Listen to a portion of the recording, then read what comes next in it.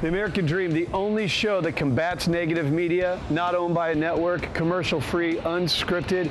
We got a great show for you today coming from New York City, the media capital of the world. Let's get the American Dream started right now. We do it in the spirit of going against the grain of the negative media, giving inspiring information, and having people walk away from our show with something of value. You're seeing a disruption in both the real estate and the mortgage space. A lot of people are just not willing to put in the work. What video does is that it demands an emotional response. You know what I love about this show? It's totally unscripted.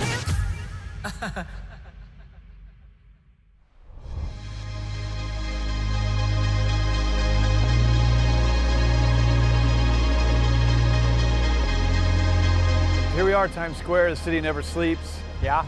So I actually started in New York City when I was 21 years old. I had an internship right down the street at MTV when I used to actually play music. Yeah. I got dropped here, a guy from the Midwest, knew nobody, but got to know the city, fell in love with this city, and 9/11 happened, ended up back in the Midwest, was finishing school. Well, ended up being a college dropout, tripped and stumbled into this real estate game. Yeah. Ultimately, I ended up in Southern California, so it's so funny to come full circle to launching the American Dream, a national TV show now in 23 cities in New York City, and how it's all come full circle.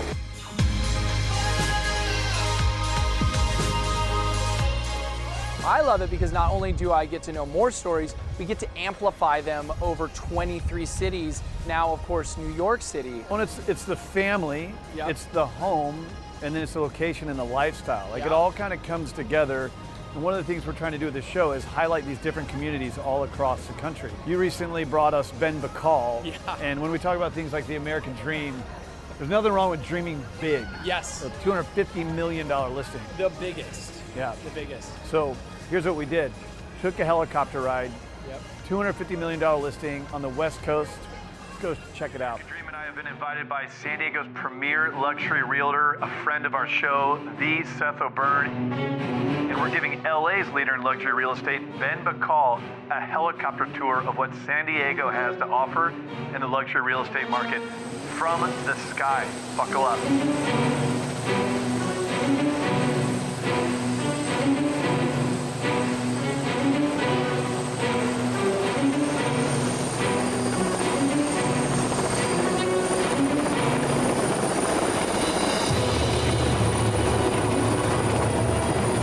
I've been traveling the entire country, launching the American Dream all across the United States, and in each market we isolate the elite realtors in every market.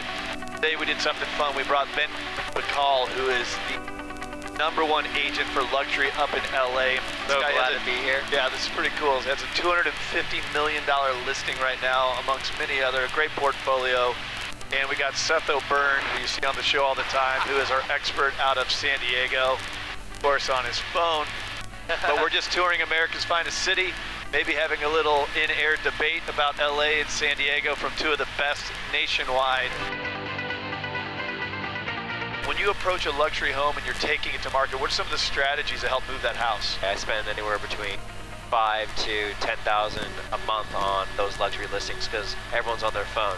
Yep. I want those listings, viral on your phone. So that's what I implement. And of course, for the super high-end properties, we'll have a PR company come in and strategize and build stories around the property and try to get free editorials as much as we can.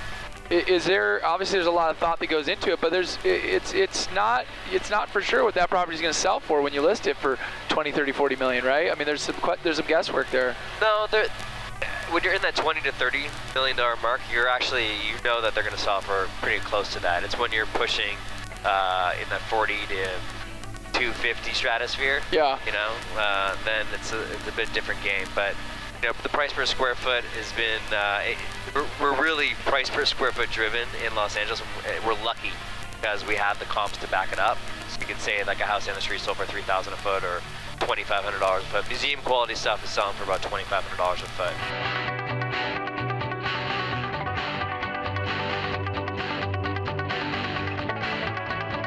Share with me a story, an example of something you've moved recently. Recently we did a house for $48 million, and it's a New York buyer that came out and bought it. And then we have a lot of buyers from the UK that are venture capital, private equity. A lot of Chinese are buying, and then mostly it's domestic because the United Emirates dollar is pegged to the US dollar, and this the British thing. Everything's in flux. So right now it's really domestic, but I do advertise in like Camju and luxuryrealestate.com and Prestige MLS, and I put it in Mandarin. The listings, I'll translate them, and also on YouTube I'll translate them. But essentially, they're coming out here and they're hiring me, looking for their home of their dreams. And like the big listings, spending like $10,000 a month, pushing them so they're where their screens your house is going to be, right? Yeah. So really, even though in some ways, obviously, luxury real estate has been known for being cutthroat, kind of to the opposite, you have to be collaborative with the other partners out there, right? Yeah, you really have to. Exactly. You got to be collaborative with your fellow associates, and you got to maintain that relationship. Getting exclusive listings, they're great, but often they trade hands really quickly. You get a 6-month listing, and it doesn't trade, and then you pass it off to the next guy, and then boom, it could sell, which is okay. It's just the name of the game, right?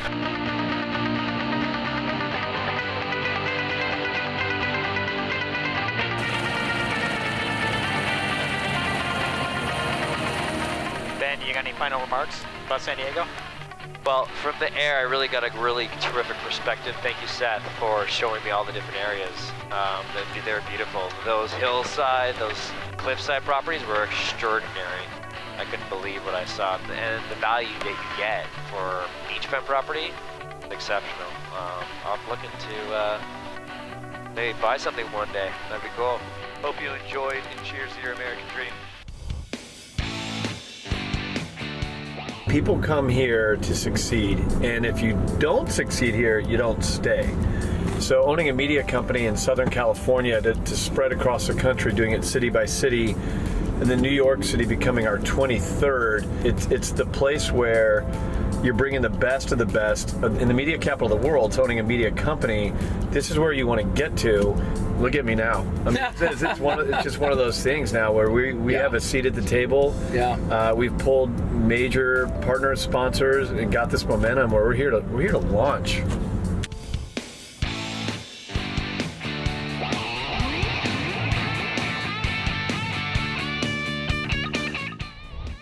Welcome back to The American Dream. I am joined now by James Sharp. He is the owner and realtor of the Sharp Real Estate Group. James, great to see you again. Thanks for having me, Jen. Pleasure to be here. It's a pleasure having you on as always. We did have you in the studio before, and now you are Skyping in, and it's wonderful to see you both ways, James. And today we're really focusing in on whether or not it's cheaper or really more financially beneficial to rent versus purchase a home. Tell me a little bit about some of the benefits of renting. Absolutely. Well, it's an age-old question. It's kind of like, what's your favorite ice cream? Do you like chocolate or do you like vanilla? And it really just depends. It depends on a lot of factors, but 3 kind of come to mind. One is depends on how long you're going to be in a place, and it also depends on the monies you have available, and also your credit score. So those are key ingredients to decide if it makes sense to rent versus buy. So overall, James, is it typically cheaper to rent or to purchase a home? Again, it goes back to those 3 points, but I find there's some advantages to rent. So let's talk about the rent. If you need to move into a place fairly quickly, like, hey, I'm going to look at houses on Monday, be in something by Friday, obviously renting's the only way to go there. So the availability of it to make it quick and easy, the easy move. The second thing is, hey, I'm only going to need something for a short term. I'm going to need something for maybe a year tops. I'm in between. I haven't found the right place yet to buy, so it's going to short term that the obligation, that need. The other thing is, if you don't want to put a lot of money into repairs, let's say you're just not, like, I'm not handy, I want to fix a bunch of stuff there, I want to put that on the landlord's shoulders, that definitely is one of the huge advantages I hear a lot from my tenants. Now, on the flip side of that, what are some of the benefits of purchasing a home? Absolutely. Well, some key ingredients for the home purchase is if once you pay it off, it is yours. With rent, you got that indefinite. You're always paying landlord, no matter how long. I've seen people in houses 7 years, 10 years, 15 years. Actually, I had a lady who's been in the house for over 20 years. She could have bought that house twice over. She's still in there, and she's just happy camper and stuff. Landlord's thrilled, but she has nothing to show for it.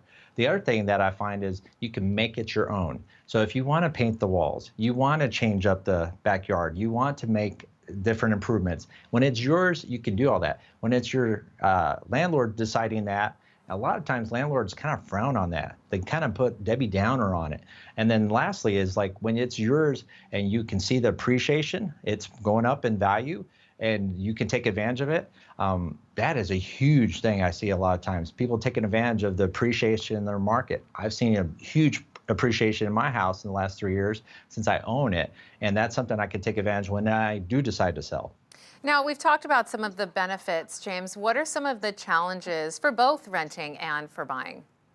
Absolutely. It kind of is the reverse of some of that. So on the renting side, let's just take that camp. If you're renting, you are usually handcuffed with what you can do to the place. So if you're one that's a free spirit and you like to make every wall a different color, the kaleidoscope of color, you really are limited in being able to do that. The other thing is you don't get really anything for your money. So let's say, take the example, you're paying $1,500 a month for, let's say, 4 years. That's kind of the average length in a rental.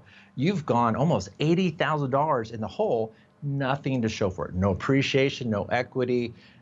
There's even opportunities for maybe some tax advantages. Don't get any of that. So that's definitely some disadvantages. Now, wouldn't you say, though, if you are thinking of any kind of a long-term investment, that purchasing a home potentially, for the most part, is the smarter investment choice? Absolutely. We call the show The American Dream, which I know still 2/3 of Americans own their house, have bought into the American Dream. We're still talking to those folks that don't think they could hit that American dream of owning a house. And there's a reason why, you know, we have so many people that are renting, and there's a time and place for that. But definitely one of the things that I always get sobered up with is the stat that on average, when you look at the income and the net worth of a homeowner versus a tenant, it's a multiple. I've seen stats from 30 to 40 times more of net worth for a homeowner because they're able to take advantage of the tax breaks. They're taking advantage of the appreciation. They're paying down the principal, building up equity. And there's a lot of things to be said with that. So if I have the choice, I would say I like higher net worth and be able to call my own shots and have it be my own piece of the American dream. Absolutely sign me up. Fantastic. Great advice today, James. As always, thank you so much. Thanks for having me, Jen. It's been a pleasure. And we'll be right back with more of the American Dream. This show's called The American Dream, right? There's only one city in the country that has an Ellis Island. You know, this is a place where people have come for hundreds and hundreds of years to stake out their claim in what is the American Dream. And so having a show called The American Dream, launching in a place known to found the American Dream, is a huge deal.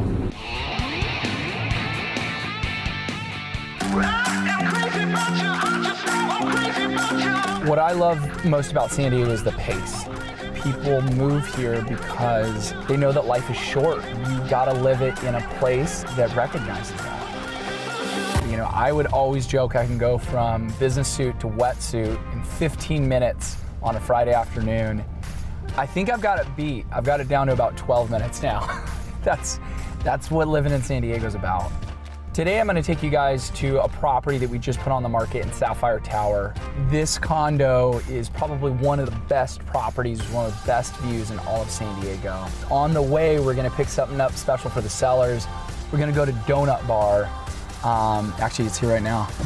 Let's get some donuts. Could I get some creme brulee and then a Boston cream and a chocolate euphoria? I was going to have a beer, but I think it's too early. It's not too early, sir. It's 5 o'clock somewhere. Thanks. When you're in downtown San Diego, you might walk right by it and think it's nothing, but the Donut Bar has been on USA Today, it's been on the Thrillist, it's been on TripAdvisor. This is probably one of the hottest donut bars in America, and we got it in our backyard.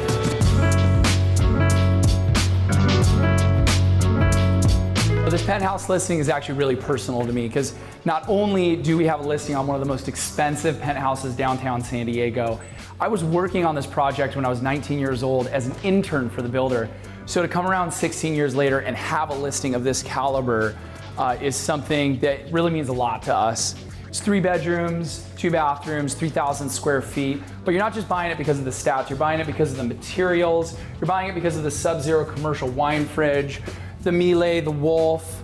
All these materials are absolute top of the line, and for an affluent penthouse buyer, they're the units, materials that you would really want. The reason I would buy this property is this room right here. One of my favorite rooms in the penthouse is the master bedroom. It's got floor-to-ceiling, wall-to-wall windows. It overlooks over $2 trillion in downtown penthouse living. You can see out of this window to Mexico. You can see Coronado Islands in the San Diego Bay. I like to joke that this is a 50 Shades of Grey style penthouse. And I like to think that Christian Grey himself would love this one feature that he has right here. And this is a hidden staircase, in case you have guests that need to leave in a hurry. You know, the reality is for $3 million you could buy a lot of house, right? But you can't replicate this view. You know, that beach across the street, that's a white sand beach I surfed out this morning. For a local San Diegan, you know you're looking at basically the best of our city all in one shot. So as great as the inside of this property is, you realize that it takes all of it to make it one of the best properties in San Diego. All right, and cut. Good job, guys. We're done? We're done. You want a donut? Yes.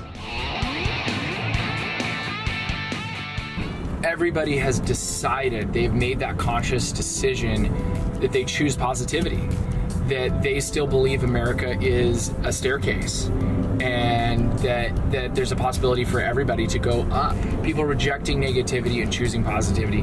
People deciding that they want to do more with their businesses, more with their time, more with their families, and take part in this incredible economic opportunity we have to be in this country. And so what's so cool is everyone's story is completely different, and this company is thriving as a business at the same time creating a tremendous amount of social good. Welcome back to the show. Well, now in this segment, we're going to be discussing new construction homes, specifically Altura Homes and the Jessica Hargis Group. With my next 2 guests, I want to welcome back onto the American Dream, Jessica Hargis, owner, broker, and realtor of Jessica Hargis Realty, and her guest today, Helly Hoodwin, VP of Sales and Marketing for Altura Homes. Ladies, thank you so much for being on the show today. Thank you for having us. So, Jessica, many home buyers right now seem to be really interested in purchasing new construction homes. What are some of the advantages of purchasing new construction?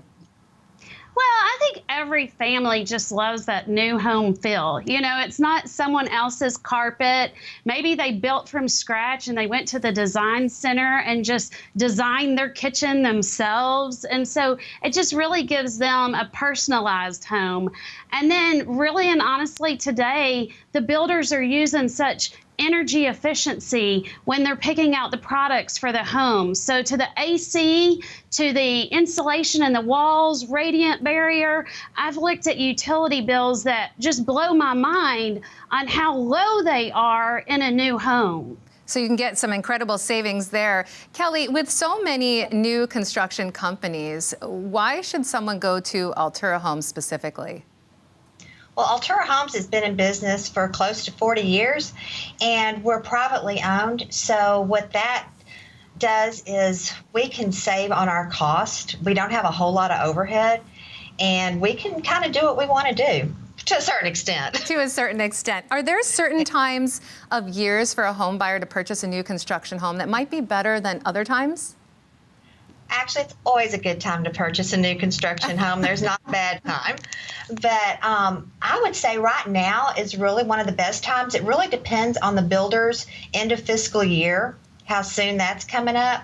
And in our case, our fiscal year is coming up end of December. So right now we have inventory on the ground, and we want to get those closed before the end of the year. So right now is a perfect time for home buyers to come out, take a look at homes, purchase a home. Purchase a home and customize a home. I mean, to Jessica's point, people can move in and really customize what they love, the carpet, the cabinets, and so it really truly feels like theirs.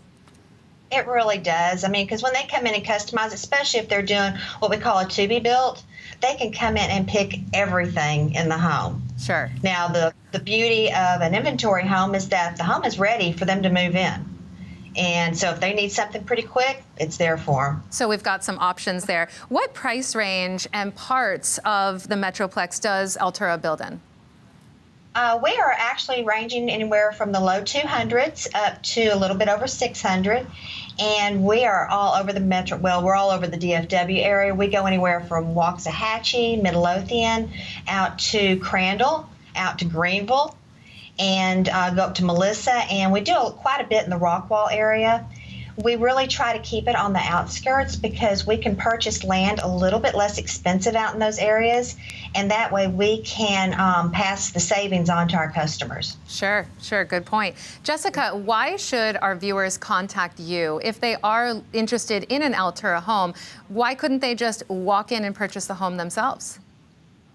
Well, that's a real big myth out there that they can go in and get a better deal from the builder.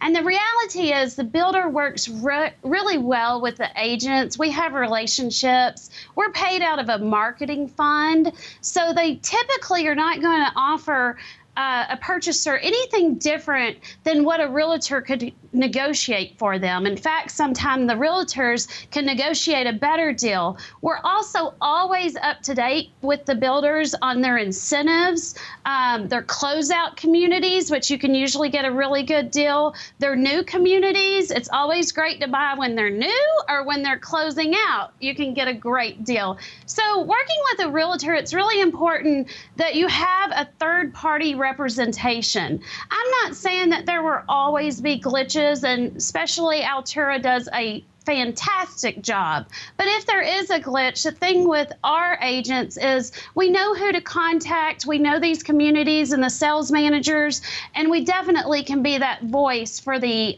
consumer. Great advice, as always. Ladies, thank you so much for being on The American Dream today. Thank you.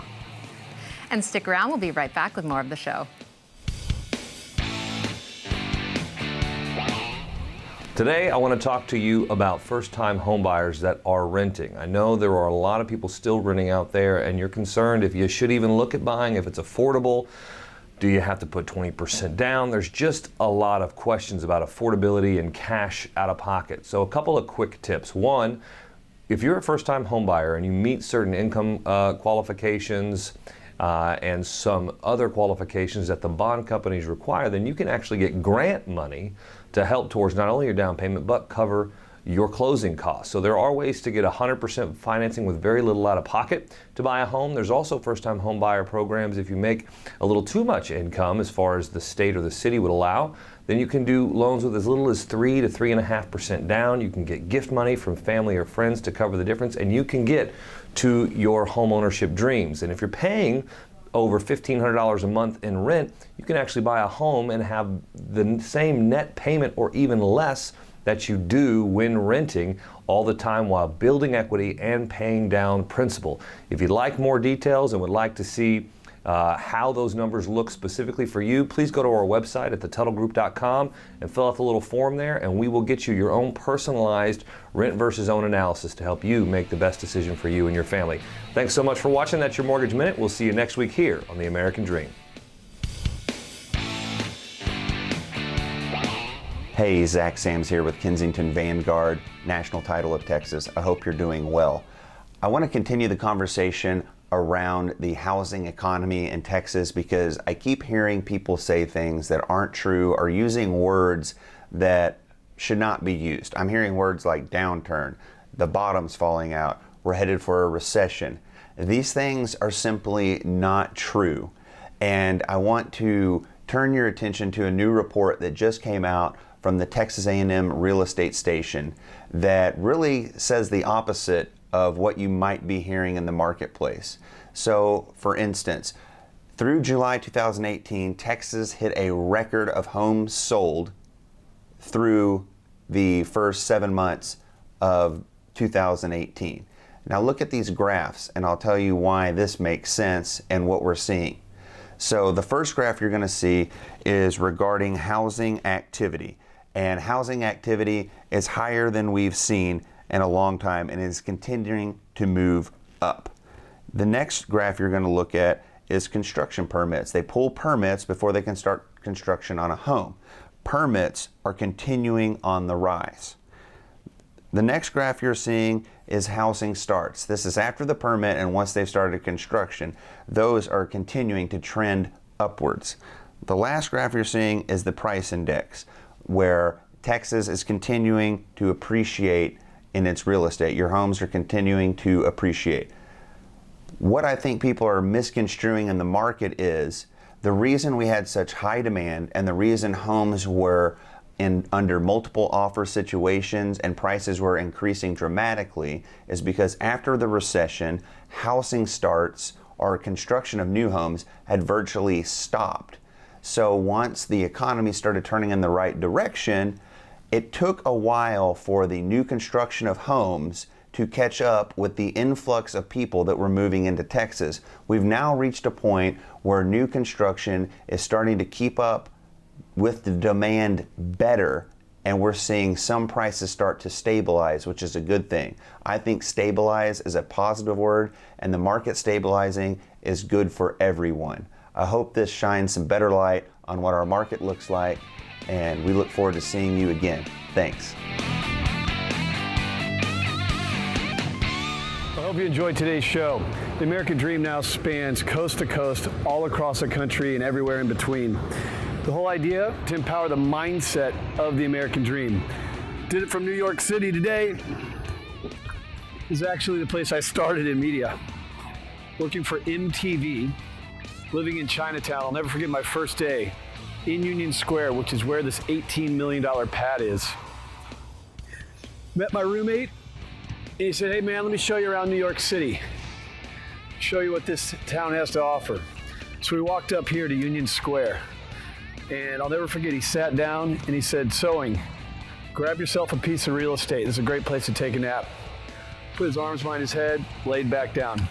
So my first day, almost 20 years ago in New York City, I took a nap in the street. So to be back here, launching the show, spreading positive information, and empowering the mindset of the American Dream, quite the honor. Thanks so much for watching the show. Hope you enjoyed it from New York City and all the areas we covered. That's all for today. Hope you can follow us on social media. I'm gonna go take a nap.